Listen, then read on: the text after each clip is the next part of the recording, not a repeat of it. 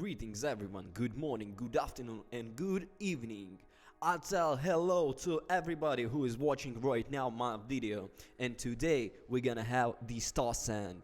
Starsand is a survival crafting adventure game, and you play as the marathon runner who gets lost in a powerful desert sandstorm and collapses in a nearby house, awaking to find a mysterious new world, surreal in both its differences and similarities of the world.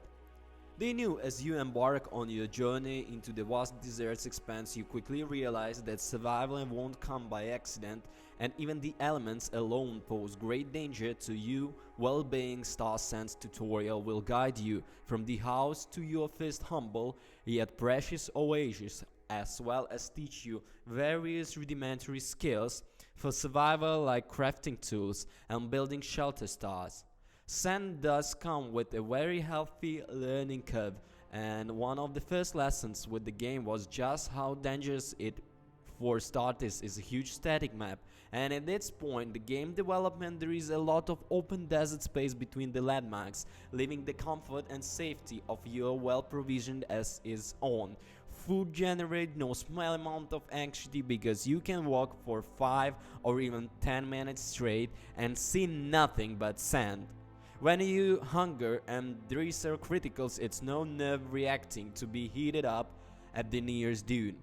Still thinking about the Dune movie, it was disgusting, but nevertheless it's off topic, let's move forward. Intrigued by thoughts of wandering desolate, a world of sand, trying to survive in the harsh climates and coming across the occasional giant sandworm.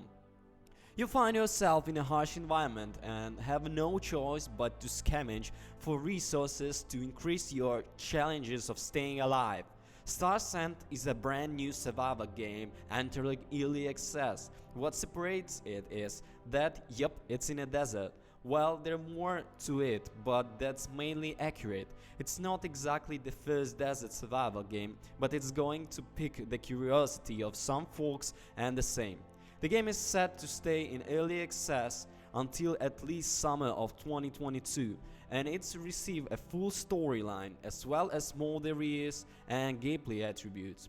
Hoping to use the elevation to spot another oasis to cling to, only to be met with the sands as far as the eye can see in every direction. To compound this feeling, there's no compass in stars, and the map is a blank sheet of pergament that you have to fill in by yourself using craftable waypoints. And even once my map was mostly filled out, it took me a long time to realize that the top of the map doesn't seem to be north, making it really easily to get turned around and lost recipe for disaster. To make travel even riskier, you can't even save your game whenever you want, but instead only at the craftable beds or tents, the resources of which are generally pretty cheap. The tipping point for me was when I discovered that you can tame and ride the camels that wander the dunes of Starsand with a 5 times your speed and 10 times your stamina. Taming one of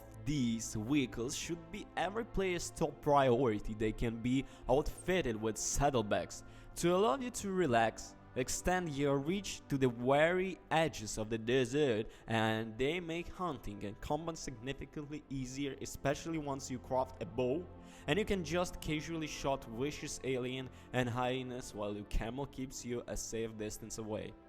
Once you have that kind of mobility, you are now able to discover secrets, crafting recipes, and all of the food and materials that you didn't even know existed. While on the food exploration really isn't rewarded well at all, and it's generally a coin toss on whether or not you even make it back alive with transplantation. I was able to find some really great locations in the game that really made me appreciate how small I was in this desert, and how I could feel me slowly overcoming its unrelating nature. This was definitely the most addicting aspect of Starsand as well. Slowly growing to be able to handle the extreme temperatures of the day and night, gearing myself to stand toe to toe with the giant alien centipedes. Early access title and consistent is pretty limited, however there are only about 50 different crafting recipes In a game, a small handful of enemies to fight and only a couple sets of weapons and armors. Also, it definitely has a Dune strange tremors feel to game, yet its current state is devoid of any real technology-based gameplay elements, so you limit it to only very basic tools. Your first order of business is to craft a cradle knife with rocks, which you end up dismantling because it's basically worthless. You can dismantle and crafted items to return a certain amount of whatever you used to make them. Shortly thereafter, I was tasked with destroying a plant to get materials to make a stone axe. Only I misunderstood one of the necessary components for something that I need to find and not something I need to craft. This led me to run forward into the vast nothingness until I happened to find an oasis. There are many features that tools to help you survive. You have a bottle of your disposal in Starsand, which will fill you water. You can also eat various fruits or hunt animals for their meat to cook on the campfires. The game only lets you save at a constructed shelter through. I ended up making the oasis with my first camp, as it had plenty of food and water to keep me alive for a while. It also had many palm trees which you can either climb or cut down for their food.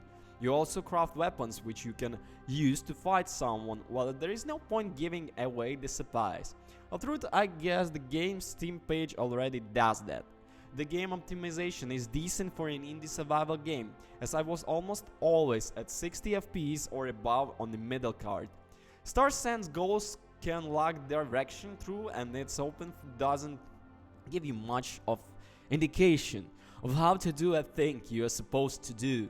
It doesn't take long for a game to have you set to building your first wooden base, but figuring out how to actually add a door to the foundation isn't the most obvious thing in the world. As for whatever I recommended, I'd say that Starsand is currently what in you are looking for a solid desert survival game, and especially if you want a bit of the otherworldly twist. Even when bearing in mind a not so surprising pivot, it isn't all that different from the other survival games. It has most of what we are used in games like this, and it performs adequately on the top of it. You could certainly do much worse. I didn't see any sandworms in my time with the demo, but they're in this somewhere along other dangers like packs of hyenas, massive gators, and giant septic looking things. Of course, the biggest threat of the Innosab desert itself. Starsand hit early access on the November 4th. Okay guys, thank you so much for watching. Don't you guys forget to comment and subscribe. I will leave all the links in the description, especially in Steam. You definitely have to try the survival. Bye.